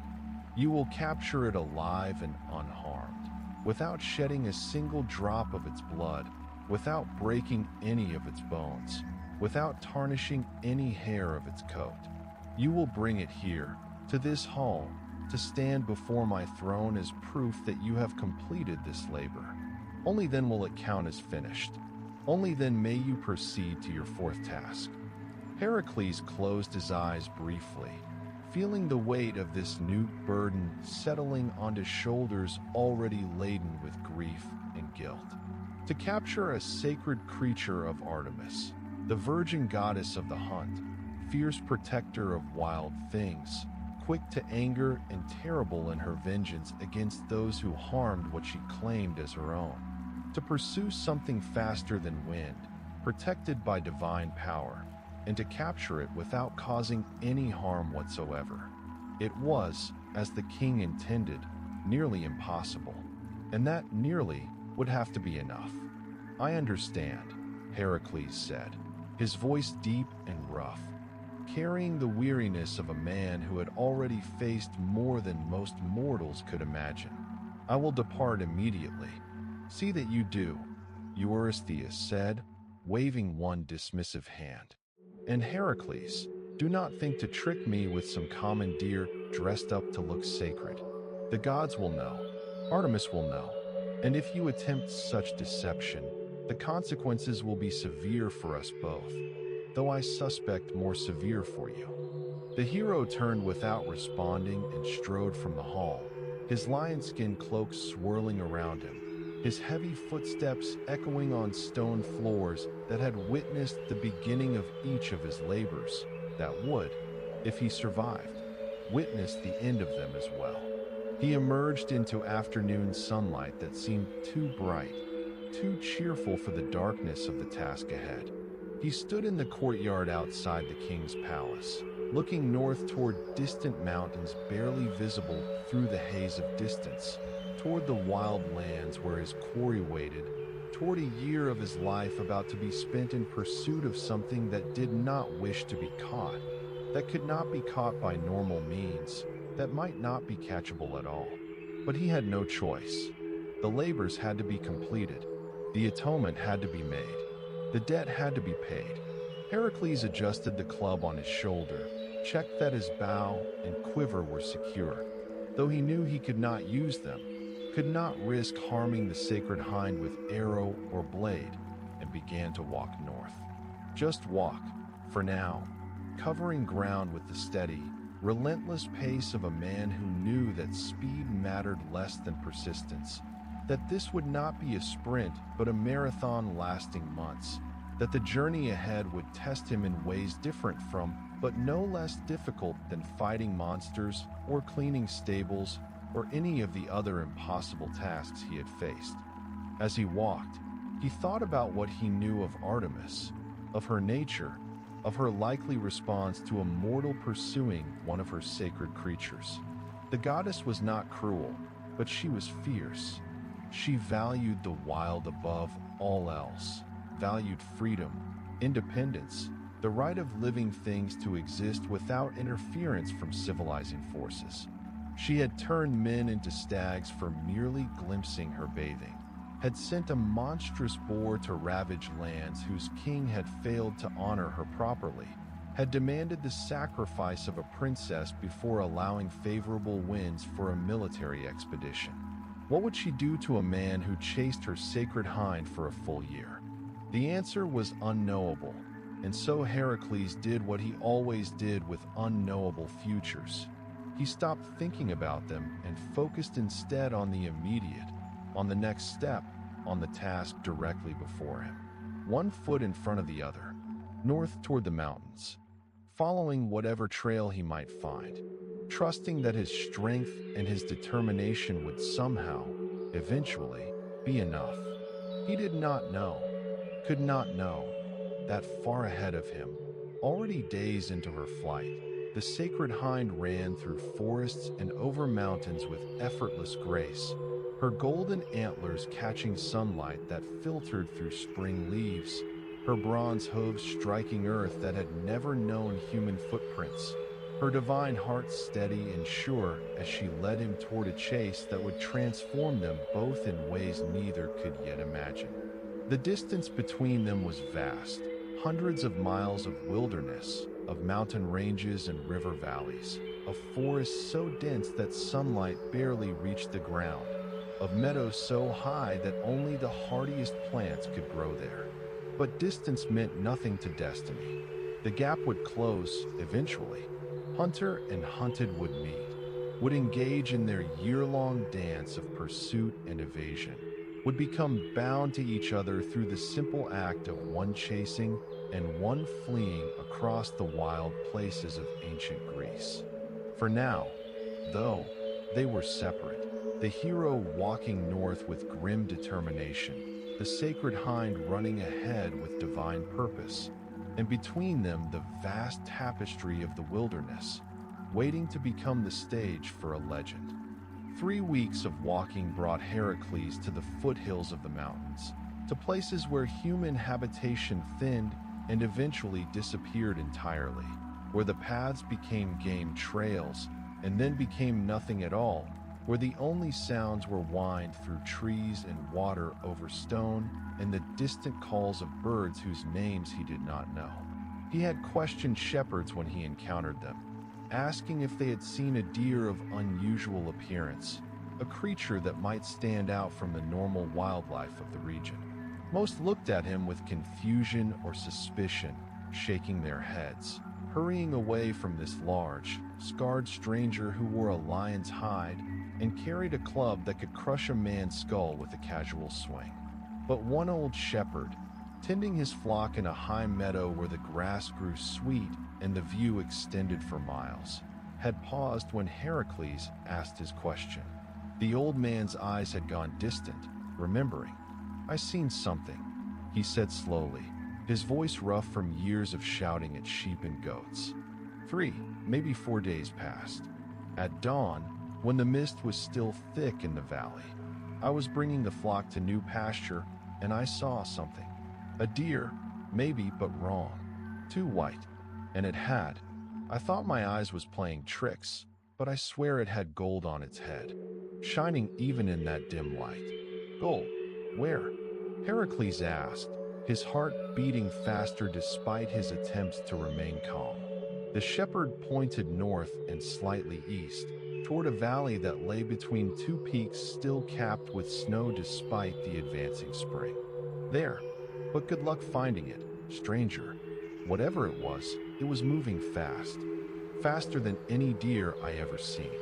It was there, and then it wasn't, like it melted into the mist. Like it was never real at all. Heracles thanked the man and immediately altered his course, heading toward the valley the shepherd had indicated. The terrain grew rougher, loose scree that shifted under his feet, forcing him to concentrate on each step lest he turn an ankle or worse. Streams swollen with snow melt that he had to ford, the icy water numbing his legs even through the brief contact. Stands of pine so thick he had to push through them sideways, branches scratching at his face and hands, leaving thin red lines that stung with sap. But he pressed on, driven by the knowledge that he was on the right track, that the sacred hind had been here, that the impossible task had become slightly less impossible simply because he now knew his quarry was real, was in this region, was potentially findable. He reached the valley the shepherd had mentioned as the sun was setting on his 25th day of travel. The valley was beautiful in the fading light, a long sweep of grassland following a clear stream, surrounded on all sides by steep slopes covered in pine and fir, the peaks above still white with snow that would last well into summer. Wild flowers dotted the meadow grass, purple and white and yellow, nodding in the evening breeze, releasing perfumes that mixed with the scent of pine and cold water and the clean smell of high altitude. Heracles made camp at the valley's southern end, near a stand of trees that would provide some shelter if the weather turned. He had no tent, no elaborate gear, just his weapons, the clothes on his back, the lionskin cloak that served as both armor and blanket, and a small pouch containing dried meat and grain that he supplemented by hunting when opportunity arose. He built no fire, not wanting the light or smell to potentially warn his quarry of his presence. Instead, he wrapped himself in the lion skin and settled against the trunk of a large pine, prepared to spend an uncomfortable night in the cold, his eyes scanning the darkening valley for any sign of movement. Sleep, when it came, was fitful and shallow, the kind of half-rest that soldiers learn to manage, where the body recovers slightly but the mind remains alert, ready to snap to full wakefulness at any unusual sound or movement. It was this state of partial alertness that allowed him to notice when something changed in the quality of darkness around him, when the pattern of shadows shifted in a way that had nothing to do with wind or normal animal movement. Heracles' eyes opened fully, though he did not move otherwise, did not give any sign that he had awakened. He let his gaze sweep slowly across the visible portion of the valley, looking for whatever had triggered his warrior's instinct, whatever had pulled him from sleep. And then he saw it. At first, just a paleness in the darkness, something that caught and reflected the starlight in a way that the grass and trees did not. His eyes strained, trying to resolve the shape, trying to confirm what his instinct already knew. It was the hind, standing perhaps 200 paces away at the valley's center near the stream, its white coat practically glowing in the starlight, its form perfect and still as if it were a statue rather than a living creature. And even at this distance, even in this dim light, he could see the gleam of gold where its antlers rose from its head, could see the way they caught what little light existed and magnified it, creating a subtle halo around the creature's head. Heracles' breath caught in his throat. All his life he had faced monsters and gods, had witnessed wonders and terrors beyond normal human experience. But there was something about this creature, about its perfect stillness, its impossible beauty, its serene presence in this wild valley, that struck him with an awe different from anything he had felt before. This was not a monster to be fought. This was not an obstacle to be overcome through strength or violence. This was something sacred, something pure, something that existed in a realm beyond his own. And his task was to bring it down to earth, to capture it, to drag it before a king's throne like a trophy. The wrongness of it hit him like a physical blow. For the first time since beginning these labors, Heracles felt something beyond resignation or grim determination. He felt actual resistance, actual unwillingness to complete the task before him. But even as this thought formed, even as he considered abandoning the labor and accepting whatever consequences might follow, the hind moved. It lowered its elegant head to drink from the stream, and the movement was so graceful, so absolutely perfect in its execution, that it seemed less like a physical action and more like a prayer made visible, like worship expressed through motion. The hind drank for several long moments, apparently unaware of or unconcerned by the hero's presence. Then it raised its head, water dripping from its muzzle in droplets that caught the starlight and sparkled like diamonds. It looked directly at where Heracles lay concealed against the tree trunk. Their eyes met across the distance, mortal and sacred, hunter and hunted, man burdened by impossible tasks, and divine creature made for impossible beauty. In that moment of eye contact, something passed between them, some communication that had no words, no clear meaning, but that carried weight nonetheless. The hind's expression, if a deer could be said to have expressions, seemed to hold no fear. Instead, there was something almost like recognition, like acknowledgement. Yes, those deep eyes seemed to say, I know why you are here. I know what you seek. And now our dance begins. Then, without hurry, without any sign of panic or urgency, the hind turned and began to run. It did not bound away in the frightened leaps of normal deer startled by predators. Instead, it moved with measured grace, with economy of motion, accelerating smoothly from standing still to a canter to a full gallop that carried it across the valley floor with speed that seemed to defy physics, that seemed to blur the line between running and flying. Heracles surged to his feet, throwing off the lion skin, grabbing his club from where it leaned against the tree. He began to run, chasing the pale form that moved through the darkness ahead of him, his powerful legs driving him forward, eating up ground with the long strides of a warrior conditioned by years of impossible labors. But even as he ran, even as he pushed himself to his limits, he could see the distance between them growing. The hind was simply faster, not by a small margin, but by an impossible degree. It flowed across the meadow like water finding its course, like wind following its natural path, like moonlight spreading across the ground, unstoppable and effortless. Within moments, it had reached the far end of the valley and vanished into the forest beyond, disappearing into shadows and trees as completely as if it had never existed. Heracles ran on, gasping now, his breath burning in his chest, his muscles beginning to protest the sudden exertion after hours of rest. He reached the forest edge and plunged in, following the general direction the hind had taken, looking for tracks, for signs, for any indication of which way it had gone. In the darkness beneath the trees, he found nothing. No tracks in the needle-covered ground, no broken branches, no displaced rocks or disturbed earth. It was as if the hind had simply dissolved into the night, leaving no trace of its passage. Heracles stood in the dark forest, breathing hard, his hands braced on his knees, sweat cooling on his skin in the mountain air. Around him, the trees creaked softly in the breeze. Somewhere far away, a night bird called. The stream continued its quiet music, indifferent to the drama that had just unfolded. The hero straightened slowly, wiping sweat from his face with one large hand. He looked up through the canopy at the stars visible between branches, at the constellations that marked familiar patterns against the infinite dark.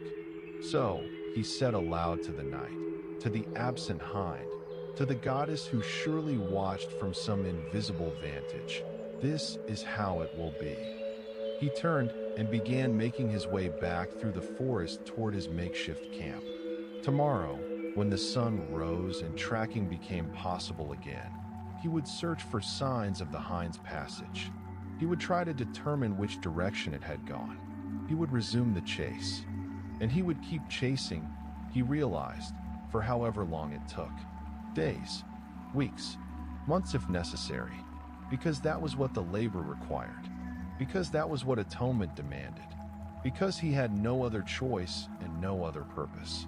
Behind him, miles away already, the sacred hind slowed from its flight to a gentle canter, then to a walk, then finally to a stop in a meadow high on a mountain slope where the flowers grew thick and the view extended to distant horizons. It lowered its head to graze on sweet grass, its golden antlers catching the first hints of coming dawn, its bronze hooves planted firmly on earth that had never known human touch. The chase had begun in earnest, and both pursuer and pursued settled into their roles, understanding that this would not be a matter of days but of seasons, not a simple hunt, but a year-long test of patience and endurance, and perhaps, ultimately, of what it meant to pursue beauty without seeking to destroy it. Spring deepened around them as the weeks passed. The snow retreated further up the mountains. The meadows erupted in flowers, entire hillsides turning purple with lupins, yellow with buttercups, white with daisies and wild strawberry blossoms. Trees leafed out, their new growth bright green and tender, creating canopies that filtered sunlight into liquid gold, that turned the forest floor into a study of light and shadow. And through this awakening landscape, the chase continued. Heracles followed tracks when he could find them, the distinctive imprint of bronze hooves on soft earth, marks that seemed too perfect, too precise to be natural. He followed rumors from shepherds who claimed to have seen a white deer with golden antlers, stories that always placed the sightings days ahead of him, always pointed him onward toward the next valley, the next mountain range, the next impossible distance. He grew lean from constant movement, from days when he forgot to eat because stopping to hunt or forage would mean losing time, would mean letting the hind get further ahead. His clothes became worn and tattered from pushing through brush and scrambling over rocks. His hands developed new calluses from gripping his club, from pulling himself up cliff faces, from grabbing branches to haul himself through dense undergrowth. But he did not stop. He did not rest beyond what was absolutely necessary to keep his body functional. He pushed himself with the same relentless determination that had carried him through his previous labors, driven by duty and guilt and the grinding knowledge that failure was not an option, that he had to continue until the task was complete or until his body simply could not go on. And the hind ran ahead of him, always ahead, maintaining a distance that was neither too far nor too close, playing out the role that Artemis had designed for it, teaching the hero lessons he did not yet understand he was learning. Sometimes, when Heracles crested a ridge or emerged into a clearing, he would catch a glimpse of white in the distance. There and gone so quickly, he could not be certain he had truly seen it, could not be sure it was not wishful thinking or exhaustion playing tricks on his mind. But each glimpse was enough to keep him going, to refuel his determination, to remind him that his quarry was real and findable, if only he could be patient enough, fast enough, persistent enough. Once, on a morning when mist hung thick in a valley, he almost caught up to it. He had been following a stream, moving quietly on the soft earth beside the water, when he rounded a bend and saw the hind standing in the stream itself, drinking peacefully, its reflection perfect on the still water where the current slowed. He froze immediately, barely breathing, afraid any movement would startle it. Slowly, carefully, he began to creep forward, placing each foot with infinite care, using techniques he had learned from hunters who tracked deer for food rather than glory, who knew how to approach skittish prey without alarming it. He made it perhaps 20 paces closer before a single twig, invisible beneath the soft moss, snapped under his weight with a crack that seemed impossibly loud in the misty quiet. The hind's head came up instantly. It looked directly at him, and again he saw that lack of fear in its eyes, that sense of calm awareness.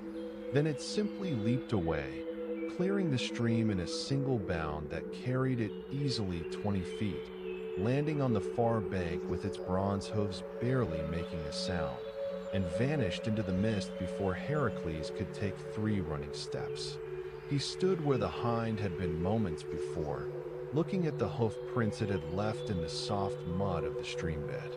They were filling slowly with water, the edges already blurring, soon to disappear entirely, as if the sacred creature had never been there at all. "I will catch you," Heracles promised quietly, speaking to the absent hind, to the mist, to himself. "However long it takes, I will catch you." But even as he spoke the words, he felt doubt creeping in. Not doubt that he would try, not doubt that he would continue pursuing, but doubt that his trying would ever be enough, that mere mortal persistence could overcome divine swiftness, that this chase would ever end in anything but his own exhaustion and failure. Still, he continued, because continuing was what he did, because giving up was not an option that existed for him, because the labors had to be completed, and this was the next labor, and so he would pursue until pursuit was no longer possible. Spring turned slowly toward summer. The days grew longer and warmer. The high meadows, free of snow at last, erupted in such profusions of wildflowers that walking through them was like wading through a sea of color, blue and purple and red and yellow and white. Every hue nature could produce displayed in riotous abundance, perfuming the air with scents so rich and varied they were almost overwhelming. Through these meadows the chase continued, pursuit and flight, distance maintained, the lesson continuing though the hero did not yet understand what he was meant to learn. The season changed slowly, measured not in calendar days, but in subtle shifts of light and temperature, in the progression of flowers blooming and fading, in the gradual deepening of green as spring's tender new growth matured into summer's full-bodied foliage. Heracles tracked these changes without conscious thought, his awareness of the natural world sharpening through constant immersion, through living day after day in wilderness without the comforts or distractions of civilization.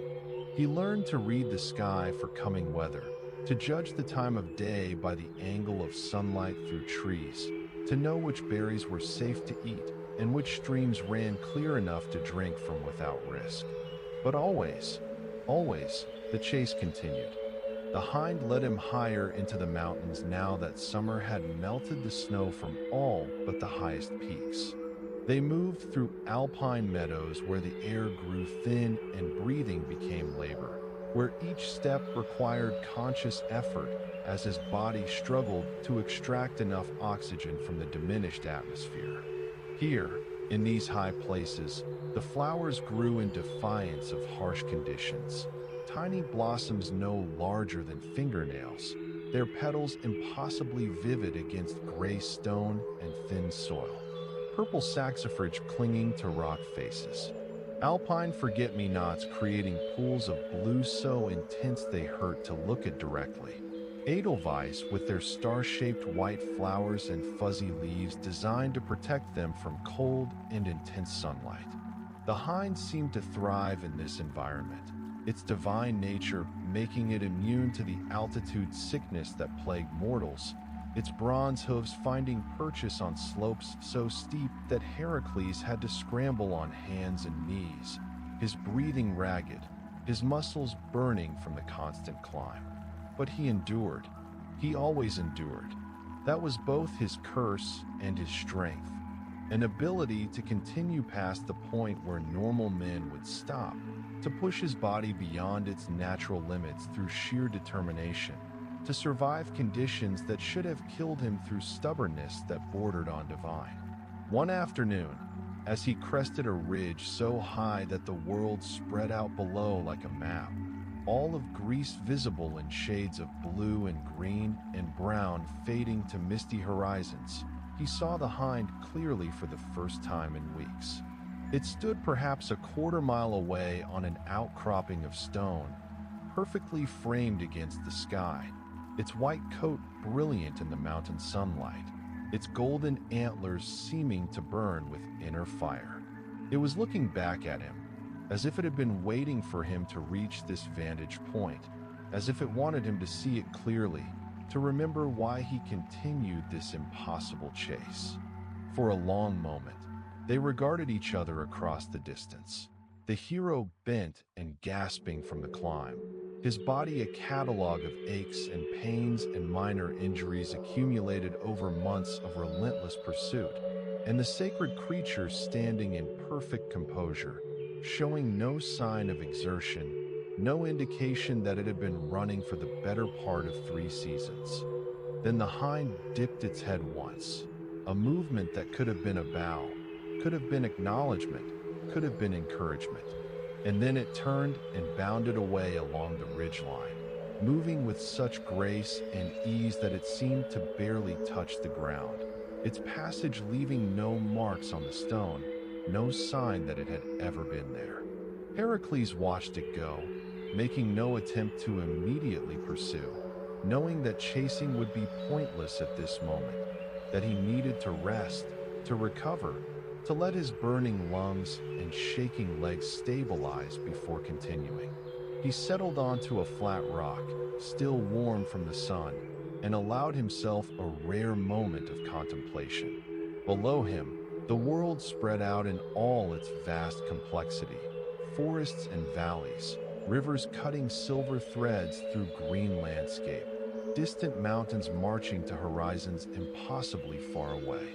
Clouds cast moving shadows on the earth, creating patterns that shifted and changed like living things. Somewhere down there, far to the south, was the palace of King Eurystheus, the throne room where he had received this task, the beginning point of a journey that had consumed months of his life.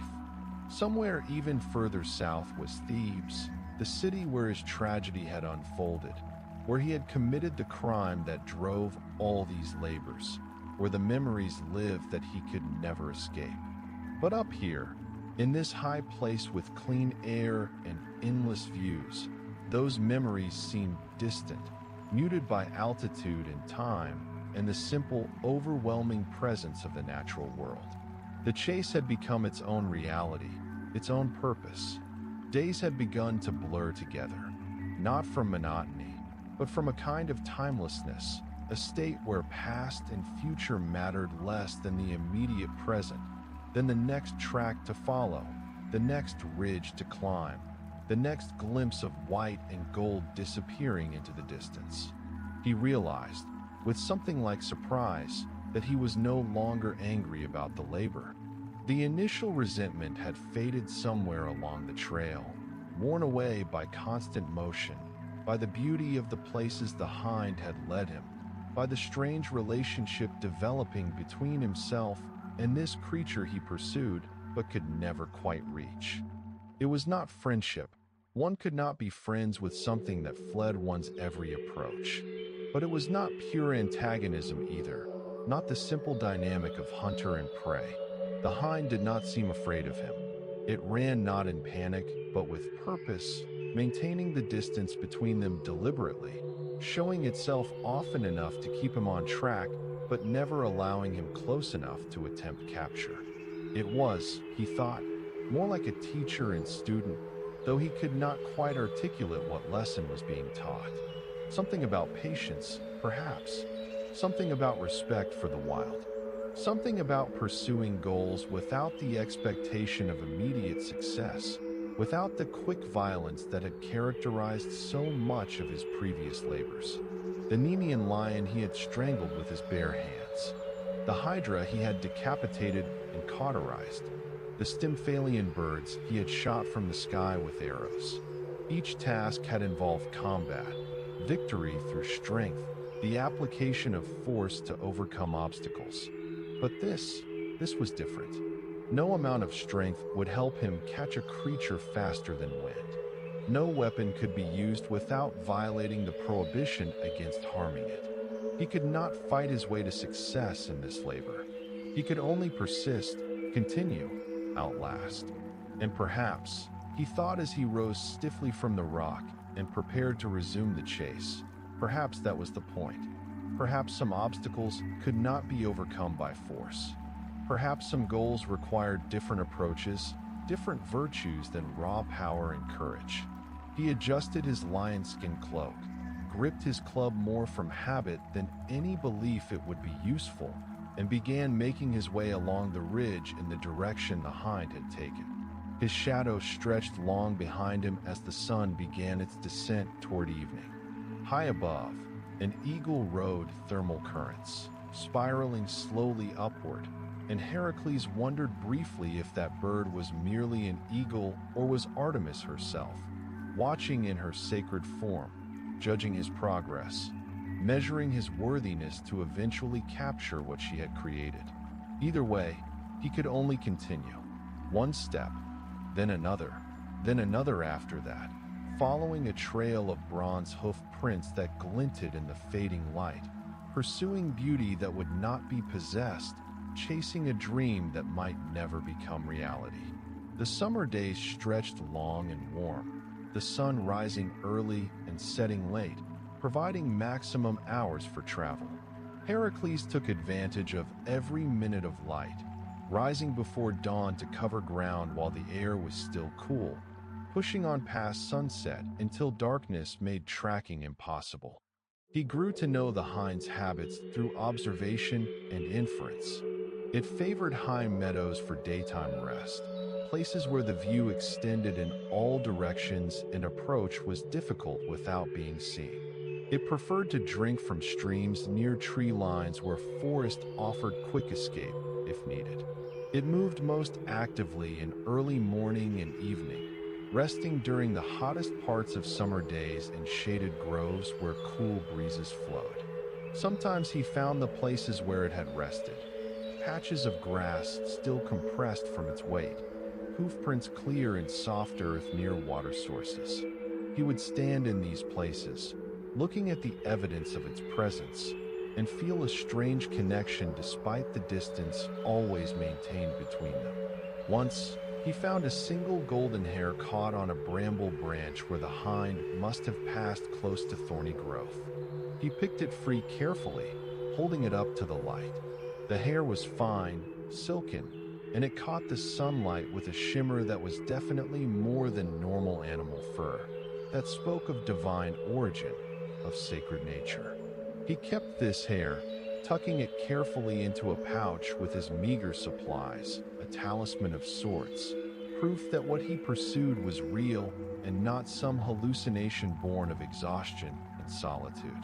The chase took him through landscapes of stunning beauty, valleys where waterfalls plunged hundreds of feet into pools so clear he could see fish swimming in their depths, forests of pine so vast he could walk for days without reaching their edges, meadows so full of flowers that he could barely see the ground beneath their profusion.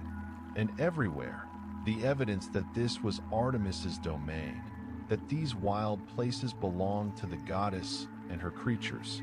He saw deer, normal deer, without golden antlers or bronze hooves, moving through forests in small herds, utterly unafraid despite his presence. He saw wolves that watched him from safe distances but made no move to attack, as if recognizing that he was engaged in sacred business and should not be disturbed. He saw bears fishing in streams, eagles nesting in high crags, all the wildlife of Greece going about its existence in harmony, in balance, in the natural order that the goddess of the hunt protected and maintained. And he understood, gradually, that to be here was a privilege, that these months of pursuit were granting him access to places few mortals ever saw, to wilderness in its purest form, undisturbed by civilization, unmarked by human influence. The labor was hard, perhaps harder in its way than any previous task, but it was not until the silvered edge of the lake met the hem of your cloak that the true weight of the quest began to dissolve. The water of Avalon does not lap at the shore with the violence of the sea. It breathes. It is a slow, rhythmic pulse, a gentle expansion and contraction that matches the steady rise and fall of your own chest. Here, at the threshold of the world, the air is thick with the scent of crushed mint and ancient cedar, a fragrance that seems to settle deep within your lungs, cooling the fires of a long and weary journey. You stand upon the damp stones, the weight of the sword, Excalibur, heavy in your hand.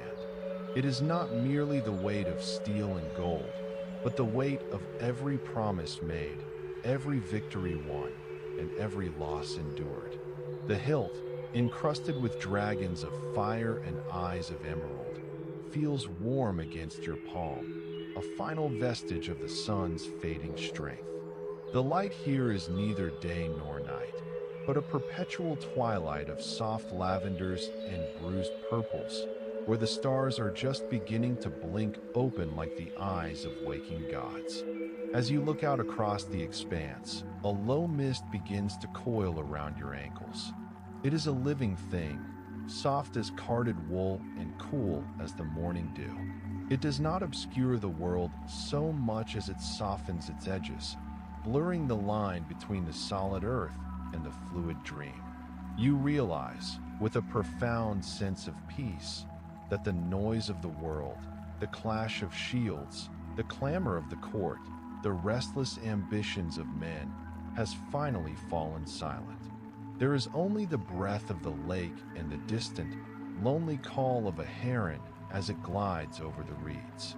You raise the blade.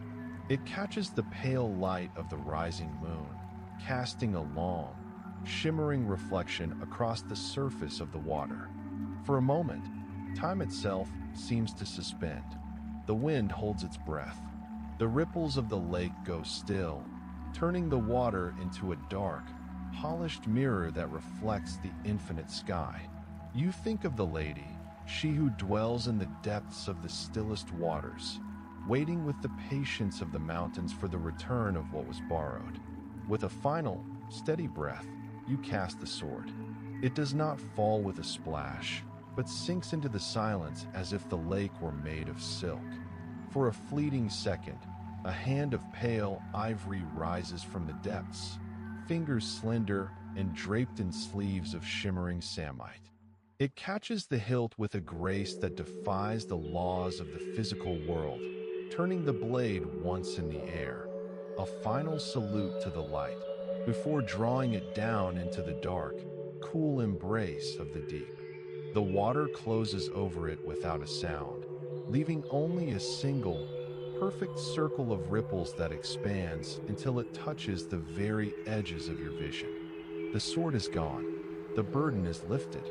Now, through the thinning veil of the mist, you see it. A barge, dark and ancient, carved from the heart of an oak that stood before the first kings were born. It moves without oars, guided by a current of will and the silent songs of the three queens who stand upon its deck. Their faces are veiled in shadows, their robes the color of the deep forest and the midnight sky. They do not speak, for words are too heavy for this place. Instead, they extend their hands toward you, a gesture of invitation that feels like a warm hearth on a winter's night. You step onto the wood of the barge. It is solid and certain beneath your feet. As you lie back upon the cushions of velvet and fur, the vessel begins its slow, steady journey away from the shore of the known world. You are not leaving, you are returning. The movement is so smooth that you cannot tell if you are moving or if the world itself is simply drifting away, fading into the soft, gray mists of memory. The air grows cooler now, but it does not chill. It is the coolness of a clean sheet, of a pillow turned to its fresh side. The queens begin a low, melodic chant, a lullaby of old Britain, of the roots of the world and the stars that watch over them. The sound is not heard by the ears, but felt in the marrow of your bones. It tells of the eternal cycle, of the king who sleeps to wake again, and of the peace that waits at the heart of every storm. Avalon is not a place of stone and mortar, but a place of light and rest. As the barge nears the island, the mists begin to glow with an inner luminescence, a soft, golden radiance that speaks of eternal spring. You see the silhouettes of apple trees heavy with fruit, their blossoms never falling, their scent a sweet, lingering promise of restoration. The grass is a vibrant, impossible green, and the streams that run through the valleys sing with the clarity of crystal. Your eyes grow heavy. The journey has been long, the path often steep, but the destination is here. Every ache in your limbs begins to fade, replaced by a lightness, a sense of drifting upon a sea of clouds. You are safe. You are held by the land and the water, by the myths and the stars. The stories of your life are being woven into the tapestry of the island, where they will remain vibrant and true, while you find the rest you have earned. The barge touches the shore with a gentle thud, the sound of a book being closed at the end of a long, beautiful chapter. The queens lead you to a bed of moss and wildflowers, beneath the shelter of a great oak whose branches reach toward the heavens. The light of the island is a soft, unchanging amber, a sunset that never ends, casting long, peaceful shadows across the valley. As you close your eyes, the sounds of Avalon become the architecture of your sleep. The rustle of the leaves is the whisper of the ages. The murmur of the brook is the flow of time itself. You are the king in the mountain, the sleeper in the mist, the dream that the world dreams of itself. The mists of Avalon fold around you like a heavy, silken quilt, blocking out the noise, the cold, and the dark. Sleep now, in the heart of the sacred isle. Sleep, where the apples grow and the sword rests in the deep. The light is soft, the bed is warm, and the peace is absolute. The journey is over, the story is complete, and the stars are watching. Sleep. Sleep, sleep,